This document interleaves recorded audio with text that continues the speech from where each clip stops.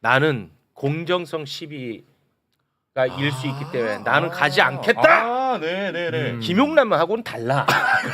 완전 결을 하셔. 달라. 나는 공정성 시비가 일 수 있기 때문에 나는 가지 않겠다라고 천명했습니다. 아 왜 또 그렇게 비교해? 참 진짜 훌륭하신 분입니다. 네, 김정민 변호사님 박수로 맞이합니다. 반갑습니다. 매불쇼에서는 처음 뵙겠습니다. 예. 아유 뭐 과찬을 너무 많이 해주셔가지고 저러다 또 언제 공격하지 몰라. 아이고 또 옆에서 또 얄밉게 또 보자치라 그래. 우리 김정민 변호사님은 이제 워낙 점잖은 분이기 때문에 예. 매불쇼가 뭐 하는 곳인지 어떤 곳인지조차 모르고 나오신 겁니다. 그건 사실이죠. 좀 상당히 적응이 잘 안 돼요. 적응 안 돼요. 적응하면은 망가집니다. 옆에서 연기하고 있고. 예. 적응 끝까지 하지 말고 떠나주시면 될 것 같습니다. 예. 근데 저와는 그 최상병 사건이 처음 터졌을 때 그때 제가 더 라이브에서 만났었거든요. 예. 그때 인터뷰를 했었어요. 그때 대한민국 언론에서 주목하지 않았던 사건이야. 아 근데 처음 조명한 거예요. 그럼 오. 내가 그걸 어떻게 기억하는 줄 알아요? 그때 최상병 사건을 다뤄야 된다. PD가 얘기를 하는 거야. 이거 관심도 없는 거 왜 해? 내가 그랬던 기억이 있어. 그래서 내가 기억하는 겁니다. 근데 실제로 그때 언론사에서 아무도 조명하지 않았어. 예. 그때 우리 변호사님과 함께 인터뷰를 했었는데 우리 변호사님은 저를 기억하실지 모르겠네요. 아, 기억합니다.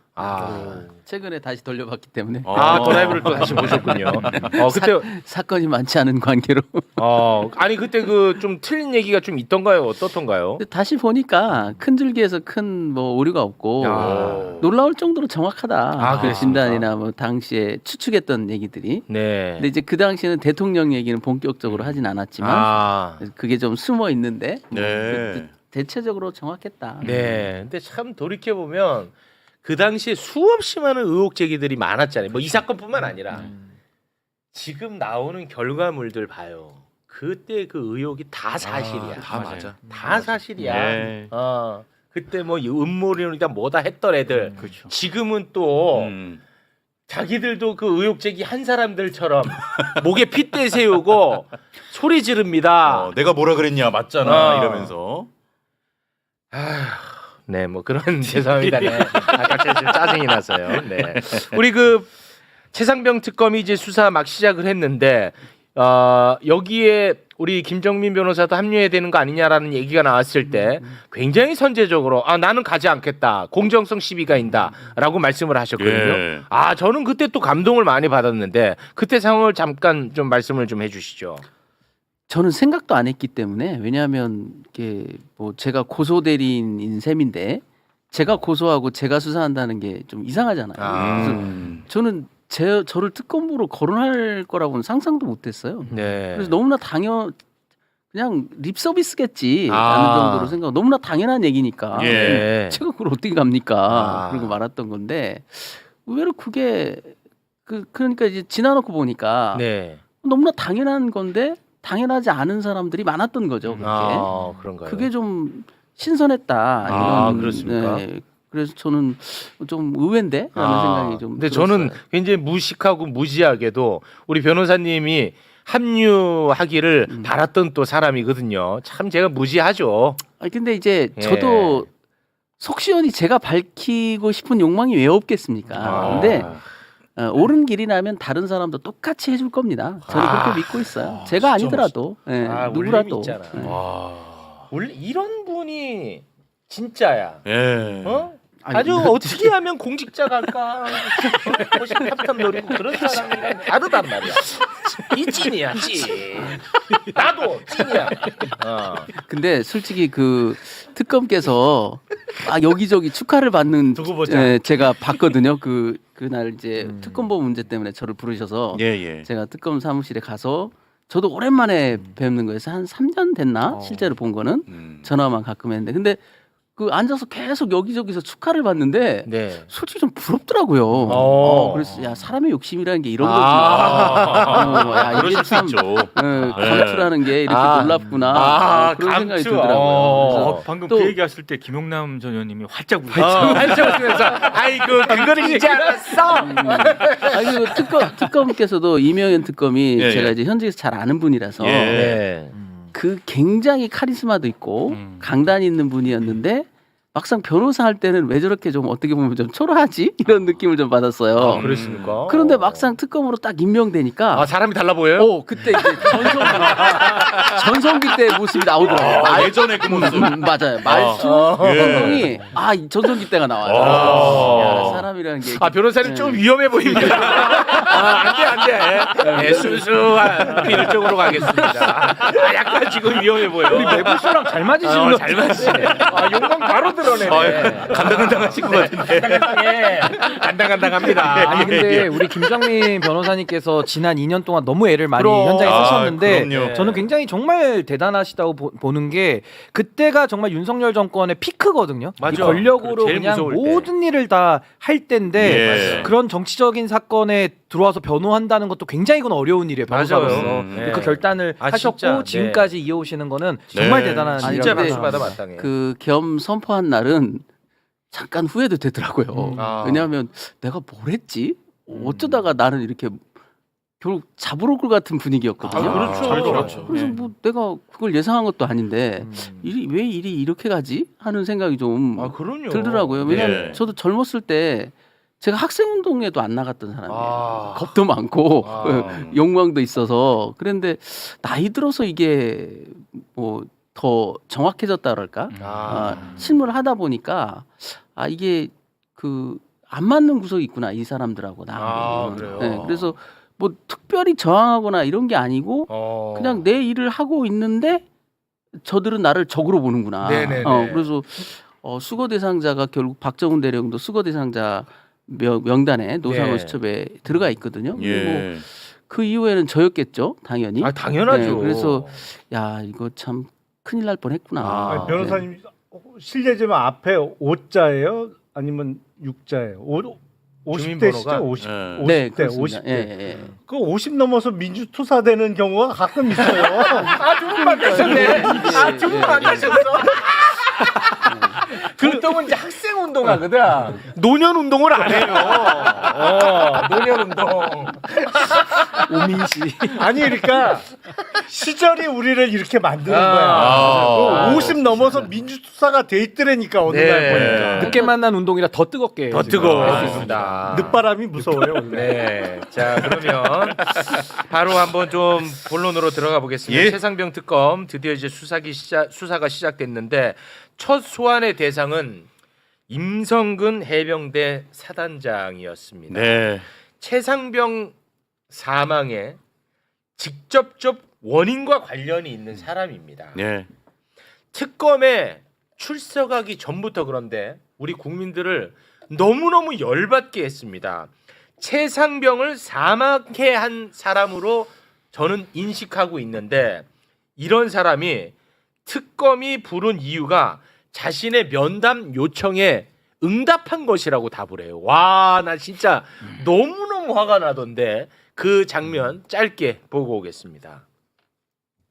특검에서 본격적인 수사를 착수하자마자 저를 소환한 것은 제가 그간 줄기차게 공정성 확보를 위해서라도 면담을 해달라고 요청한 것과 관련된 것이라고 저는 생각합니다. 하나 질문할게요. 임성근 씨죠. 아직도 핸드폰 비밀번호는 기억 안 나세요? 네.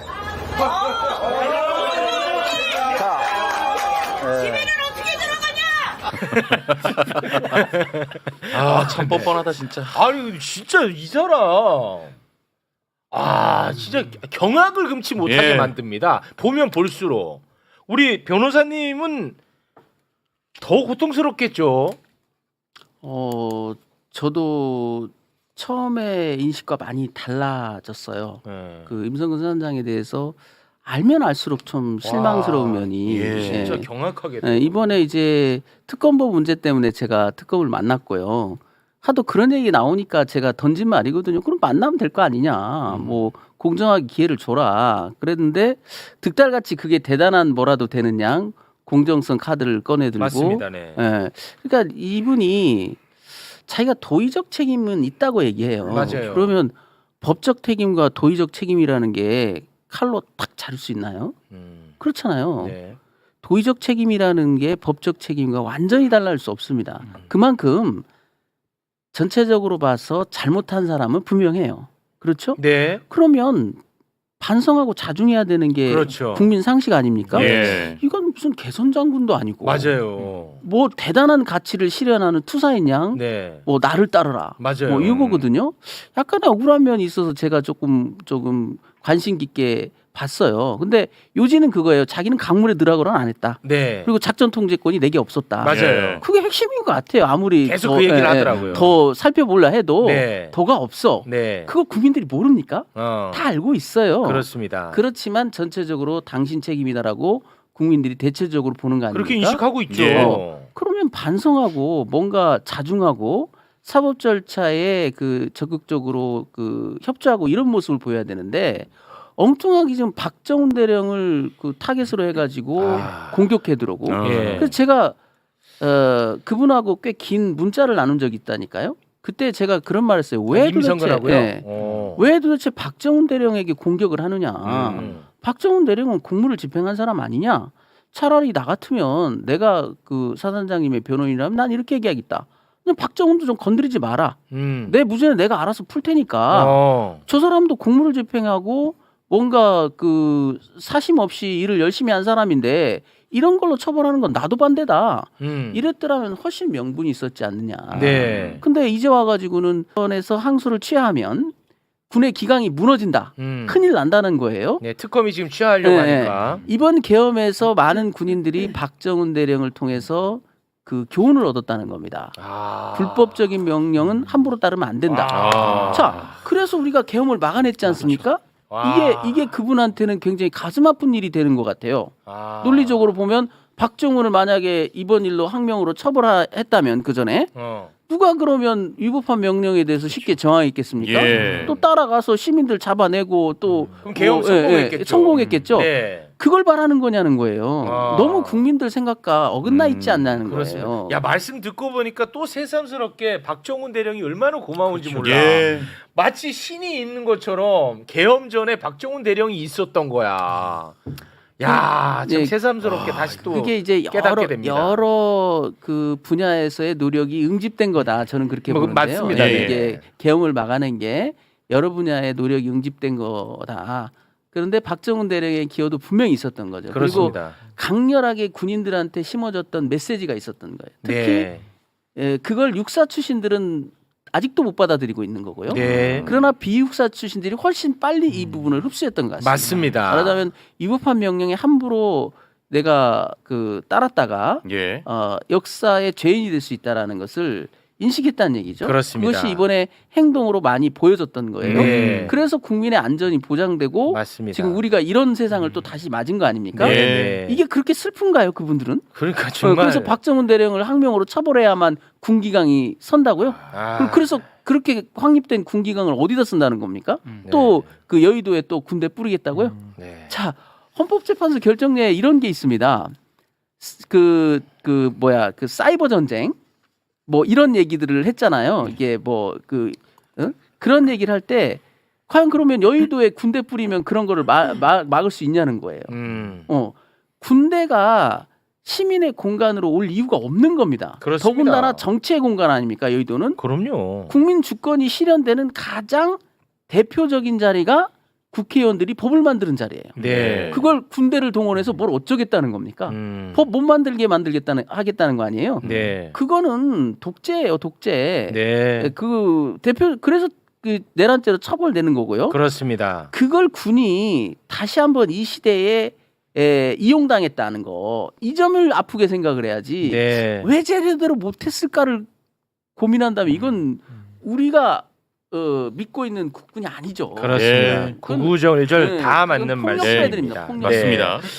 자, 그러면 이번 특검이 임성근이를 불러가지고 어떤 조사를 했는지 이게 또 궁금하지 않습니까? 예. 봤더니 최상병 사망의 원인을 이 임성근이가 허위로 보고한 부분 네. 이 부분을 이번에 또 들여다봤다는 거예요. 참고로 임성근 사단장은 김계환 해병대 사령관에게 허위로 보고했다라는 의심을 받고 있거든요. 예. 관련해서 김계환 사령관이 검찰에서 진술한 게 있잖아요. 네. 김계환 사령관이 군 검찰에서 이렇게 진술했습니다. 임성근 사단장으로부터 주변 수색을 하다가 뚝이 무너져 물에 빠졌다고 보고를 받았다. 아, 이거는 뻥이죠. 예. 뻥이죠. 요건 뻥이죠. 그렇습니다. 예. 네. 만약에 김계환 사령관의 진술이 맞다면 임성근이는 애초부터 그냥 거짓말로 네. 보고를 한 겁니다. 맞습니다. 그래서 지금 특검은 이 거짓말 보고 요게 이제 첫 시작으로 네. 윤석열 경로까지 간 것 아니겠느냐 이렇게 의심을 하고 있더라고요. 아. 예. 근데 임성근이나 윤석열이나 정말 똑같은 게 진짜 남 탓하는 거 그리고 거짓말하는 거 그렇습니다. 우기는 거 이거 정말 전 윤석열 DNA를 공유하는 사람들 아닌가 싶고 네. 이게 지금 수사외압이랑 구명 로비가 핵심이지만 더 본질적으로 최혜병 살인에 대해서는 전 이거를요 업무상 과실치사가 아니라 전 이거 미필적 고의에 의한 살인까지도 이거는 아. 수사를 해봐야 된다고 네, 보는 겁니다. 저도 왜냐면 그런 입장입니다. 거짓 보고까지 하고 있기 때문에 더 그렇고요. 무엇보다도 저는 아직도 경악스러운 게 그때 그 녹취가 나왔잖아요. 사건 현장 딱 벌어지고 나서 임성근 사단장의 첫 일성이 그때 뭐였냐면 다른 그 해병들 생존한 해병들 언론 접촉 금지시키라고. 맞습니다. 이틀만까지 똑같이 해요. 예. 그러니까 전 이거 정말 처음부터 완전히 전 특검이 샅샅이 저는 조사해야 된다고 봅니다. 그렇습니다. 그래서 결국은 임성근이가 최상병을 무리하게 강물 속으로 집어넣게 했느냐 이게 핵심 아니겠습니까? 예. 미필적 고의죠. 미필적 그렇잖아요. 고의. 그래서 이것과 관련해서 이번 특검이 또 굉장히 열심히 조사를 하려고 했는데 임성근이가 여기에 대해서는 얘기를 하지 않는답니다. 묵비권을 행사하나 봐요. 와, 이게 진짜 나쁜 사람입니다. 아니 그러니까 그렇게 수사해달라고 난리를 치더니 그러니까 이거 막상 얘기를 안 해. 막상 수사가 시작되니까 뭐 묵비권을 행사했다더라. 참 어이없는 일이고 저는 이 어이없죠. 허위 보고 문제를 어찌 보면 제가 처음에 문제 제기했었던 것 같아요. 왜냐하면 김계환 사령관의 3회 조서와 4회 조서에 그게 굉장히 자세히 나와 있거든요. 그래서 저는 그 조서를 읽으면서 군검찰은 왜 이거를 허위 보고를 입건을 안 했을까? 도저히 이해가 안 됐거든요. 왜냐하면 이게 뭐 중령 대령도 아니고 2성 3성 간의 관계입니다. 해병대 사령관이 3성이고 그렇습니다. 소장 사단장은 소장이에요. 네, 투스타. 2성과 3성이에요. 예. 예. 최고 지휘관들끼리에 있는 허위 보고라는 것은 있을 수 없죠. 매우 심각한 문제거든요. 예. 그래서 이제 제가 보니까 언론에 나온 걸로 보면 임성근 사단장은 보고 체계의 착오다라고 주장을 한 것 같아요. 맞습니다. 근데 김계환 사령관이 매우 그 부분을 치밀하게 조사를 해놨습니다. 자기는 분명히 구두 보고를 뚝이 무너졌다라고 들었어요. 예. 네. 그러면 이게 임성근 사단장이 보고를 잘못 받아서 이러는 거냐는 걸 확인해봤을 거 아닙니까? 오, 네네. 그래서 당시에 상황 보고 일지를 다 확인해요. 김계환 사령관. 김기환이 네. 네. 그래서 강물 안에 들어가 있다가 사고가 났다라고 다 보고가 제대로 됐거든요. 지휘계통의 그 공식 그 상황실 보고는 아무 문제가 없었어요. 예. 그런데 임성근 사단장으로부터는 구두로 그런 보고를 했으니 오. 이건 뭔가 있다. 이렇게 해서 이 김계환 사령관이 두 번에 걸쳐서 조사를 4번 받는데요. 2번에 걸쳐서 심혈을 기울여서 그 부분을 진술해놨어요. 이건 어떻게 보면 김계환 사령관도 매우 못마땅하게 봤던 것 같아요. 예. 왜냐하면 그걸 뒤돌아서 이제 다시 그 시절로 돌아가서 보면 김계환 사령관을 보직을 박탈하려고 했어요. 그런데 결국 대통령을 등에 업고 역으로 치고 들어온 거거든요. 그렇습니다. 그러니까 군 지휘관으로서는 매우 난감했겠죠. 아니 난감한 정도가 아니라 예. 매우 이거는 반역에 가까운 거예요. 군 조직 문화에서는 지휘계통을 무시하고 상급 지휘관으로 바로 올라가서 읍소해서 그 중간 지휘관을 바보 만드는 거. 예. 이건 군에서는 금기시되는 아주 위험한 행동이거든요. 그러니까 김계환 사령관 입장에서도 그 동원된 최고 권력이 대통령이라서 직접 저항은 못했지만 네. 상당히 그 점에 대해서 불쾌하게 생각했던 그러니까. 것 같다. 네. 그러니까 이렇게 심혈을 기울여서 임성근 사단장의 허위 보고에 대해서 2번이나 열심히 이렇게 진술을 예. 자세히 해놨다. 그러니까 이 진실을 김계환은 다 알고 있었던 거야. 그러니까 박정훈 대령의 조사에 대해서 매우 신뢰하고 칭찬한 거야. 네. 근데 갑자기 뭐 이종섭 청와대 대통령실에서 이게 막 들어와 버리니까 김계환이가 그때부터는 본인이 야 이게 내가 어떻게 처신을 해야 될지 몰랐던 것 같아요. 근데 그 부분이 굉장히 위중했던 게 뭐냐면 그 보고가 그대로 이종석 국방장한테 갔고요. 이종석 국방장관도 대통령에게 그렇게 보고를 한 겁니다. 어떤 식으로요? 뚝이 무너졌다. 뚝이 무너졌다. 그럼 이건 천재지변 아닙니까? 예. 그러니까는 나중에 7월 31일 날 경로했을 때 베이스는 뭐냐면 뚝이 무너진 사건이야. 근데 사단장을 처벌한데 대통령도 의문을 제기할 만하긴 해요. 야, 그러면- 왜냐하면 후속 보고는 없고 이종섭은 이제 후속 보고를 받았단 말이에요. 예. 뚝이 무너진 게 아니라 물속에 들어가서 작업하다 이런 일이 벌어졌답니다. 아하. 죄송합니다. 물속 그럼 어디까지 들어간 거야? 무릎입니다. 허리입니다. 아, 그 중간이구만. 이게 정리된 7월 30일 날 보고 핵심이었어요. 뚝 무너진 거 아닙니다. 물에 들어갔습니다. 어디까지 들어갔어? 무릎입니까? 허리입니까? 그런데 사진으로 보니까 무릎과 허리 사이군 이랬다고요. 네. 그런데 그 부분이 대통령한테는 보고가 안 돼요. 그럼 대통령 어떻게 알겠습니까? 그 핵심적인 보고도 없이 사단장 이첩한다는 말만 들으니까 아니 분명히 뚝이 무너졌다는데 천재지변인데 사단장이 뚝을 관리하는 사람도 아니고 어쩌라는 거야. 이런 일로 사단장을 처벌하면 이 말이 나옴직도 하다. 그러니까 임성근이가 이 씨앗을 뿌렸다는 게 과장이 아니네. 아니 근데 그거는 네네. 설사 뚝이 무너졌더라도 군에서 일어난 사망 사건은 그 경찰에서 수사하도록 되어 있잖아요. 그렇습니다. 네. 그러니까 당연히 경찰 이첩은 당연한 거예요. 거기서 그렇습니다. 윤석열이 야 보내지 마. 이걸 막으면 안 되는 건데 개념 없이 군 거는 그렇죠. 그러니까요. 당연히 네. 그것도 그러니까 잘못된 그거는 거고. 뭐 당연한 거고 네, 당연한 그런 권한을 거고. 갖고 있는 사람은 아무도 없으니까. 그렇죠. 그러니까 네. 이 정말 그 불행의 씨앗 그게 두 번 뿌려진 셈이다. 한 번은 뭐냐면 예. 강물 속에 들어가는 씨앗도 임성근이 뿌린 것 같고요. 그 다음에 대통령의 경로 씨앗도 임성근의 허위 보고 때문 아닌가. 저는 그렇게 봤어요. 기록 전체를 보면서. 예. 그래서 저는 임성근 사단장의 과실치사만 가지고는 엄한 처벌을 하기가 참 어려운 게 우리 판례나 기존의 관행이었습니다. 그런데 이분은 고의범이 있다는 얘기예요. 바로 이 허위 보고랄지. 네, 그렇지. 나중에 문제 될지는 모르겠습니다만 또 그 진술을 왜곡하는 그런 측면도 좀 있고. 예. 네. 이게 더 위중하지 않느냐. 네. 근데 저는 음. 방금 말씀하신 건 대체로 동의하는데 하나 조금 이제 덧붙이고 싶은 것은 이런 허위 보고가 있어서 윤석열 입장에서는 임성근이를 구명해줄 나만의 명분이 하나 더 생겼던 거지.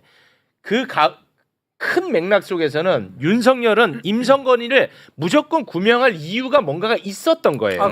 예, 그게 나는 본질이라고 보거든요. 그게 별개야. 무너졌던 안 무너졌던 그렇지. 근데 그렇죠. 내가 얘를 살릴 만한 명분이 허위 보고가 하나가 있었던 거지. 근데 정확하게 뭔지는 모르겠지만 뭐 김건희를 통해서든 뭔지는 모르겠지만 임성근이를 살려야 된다라고 하는 민원은 있었던 거죠. 요거는 우리가 갈라서 봐야 됩니다. 예. 근데 핵심은 허위 보고와 아까 제가 말씀드렸던 그 다른 해병들의 생존 해병들에 대해서 이틀막 했던 이런 은폐 부분 이런 것들은 이게 진짜 고의범으로서 한번 수사를 해볼 충분한 전 단서가 된다고 봅니다. 그래서 네. 특검을 하자고 했던 거죠. 그렇습니다. 그리고 전 정부에서 막은 이유는 바로 그것을 못 밝히게 하려고. 네. 이 연유가 무엇이냐라는 걸 못 밝히게 하려고. 그래서 단순한 하나의 해프닝으로 끝내려고 했던 것이 실패로 돌아간 거죠. 네. 그래서 지금 이 특검이 발족을 했고 이 특검은 바로 그걸 밝히기 위한 특검 아니겠습니까? 그렇습니다. 네. 사실 이 특검에서 임성근 사단장의 과실치사는 이미 전제된 사실이에요. 제가 주목했던 부분이 뭐냐면 수사팀에 대구지검이 합류하느냐를 제가 촉각을 곤두세우고 봤어요. 네. 이 특검에 네. 합류했지 않습니까? 네. 이 얘기는 뭐냐면 대구지검이 경북도경으로부터 사건을 송치받고 나서 네. 임성근 사단장의 혐의가 없다라고 그쪽으로 기울었다면 이 특검에 가담하지 않았을 거예요.